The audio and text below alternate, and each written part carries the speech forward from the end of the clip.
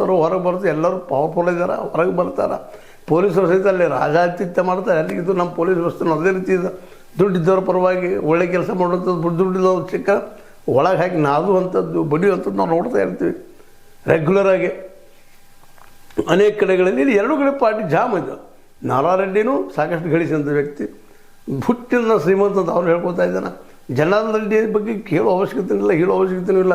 ಯಾವ ರೀತಿಯಾಗಿ ಬೆಳೆದ್ರು, ಏನೆಲ್ಲ ಮಾಡಿದರು, ಅದರಲ್ಲೂ ಕರ್ನಾಟಕದ ಖನಿಜಗಳು ಎಲ್ಲೆಲ್ಲ ಮಾರ್ಕೊಂಡ್ರು, ಗಂಟು ಮಾಡಿಕೊಂಡ್ರು. ನಮ್ಮ ರಾಜ್ಯದ ಸೀಮೆ ಸಹಿತ ಒಡೆದು ತೆಗೆದು ಹಾಕಿ ಆಂಧ್ರ ಜೊತೆ ಜೋಡಿಸ್ಕೊಂಡಿದ್ದೀವಿ. ಎಲ್ಲ ಇವತ್ತು ನಾವು ನೋಡ್ತಾ ಇದ್ದೀವಿ.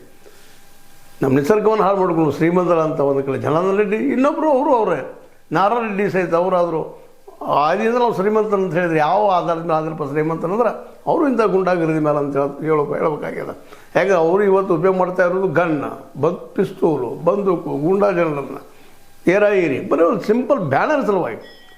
ಒಂದು ಬ್ಯಾನರ್ ಇಲ್ಲೇ ಯಾಕೆ ಹಚ್ತಾರೆ, ನಮ್ಮ ಮನೆ ಮುಂದೆ ಯಾಕೆ, ನಿಮ್ಮ ಮನೆ ಮುಂದೆ ಯಾಕೆ, ಇಲ್ಲೇ ಯಾಕೆ ಹಚ್ಚಿದ್ರಿ, ಈ ರೋಡ್ಗೆ ಯಾಕೆ ಅಲ್ರಿ ಹಚ್ಚಬಾರ್ದು. ಹೌದು, ಅವ್ರ ಮನೆ ಮುಂದೆನೇ ಹಚ್ಚಬಾರ್ದು, ಅಡ್ಡಿ ಇಲ್ಲ.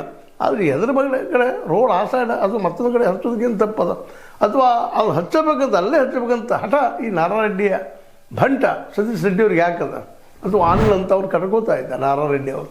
ಇವೆಲ್ಲ ಬರುತ್ತಿರುವಂಥ ರಿಪೋರ್ಟ್ಸ್ಗಳನ್ನ ನೋಡಿದಾಗ ಮತ್ತು ಬಳ್ಳಾರಿ ಜನ ಮತ್ತೊಮ್ಮೆ ಈ ರೆಡ್ಡಿಗಳ ಒಂದು ಗುದ್ದಾಟದಿಂದ ಮತ್ತು ನುಗ್ಗಾಗ್ತಾರೆ ಜನ ಅಲ್ಲಿದ್ದು ಅಂತ. ಯಾಕಂದ್ರೆ ಇವರು ಯಾರಿಗೂ ಪಟ್ಟಾಗುವುದಿಲ್ಲ, ಜನಸಾಮಾನ್ಯರು, ಇವ್ರು ಹಿಂಬಾಲಕರು.